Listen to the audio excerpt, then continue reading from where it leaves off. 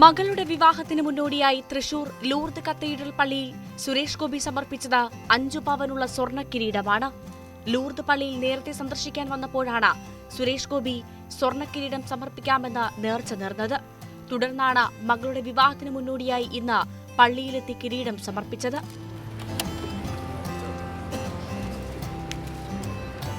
സുരേഷ് ഗോപിക്കൊപ്പം ഭാര്യ രാധിക, മക്കളായ ഭാഗ്യ സുരേഷ്, ബാബിനി സുരേഷ് എന്നിവരുമുണ്ടായിരുന്നു.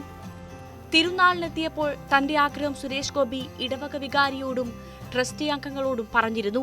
അവർ സമ്മതം മൂളിയതിനെ തുടർന്നാണ് കിരീടം സമർപ്പിച്ചത്. 2 ആഴ്ച കൊണ്ടാണ് കിരീടം നിർമ്മിച്ചത്. ശില്പിയും സുരേഷ് ഗോപിക്കൊപ്പമുണ്ടായിരുന്നു. സുരേഷ് ഗോപിയെയും കുടുംബത്തെയും പള്ളി വികാരി നേരിട്ടെത്തിയാണ് സ്വീകരിച്ചത്. തുടർന്ന് പള്ളിക്കുള്ളിലേക്ക് ആനയിച്ചു. മാതാവിന്റെ തിരുരൂപത്തിന് മുന്നിലാണ് സുരേഷ് ഗോപി കിരീടം സമർപ്പിച്ചത്. പ്രാർത്ഥിക്കുകയും ചെയ്തു.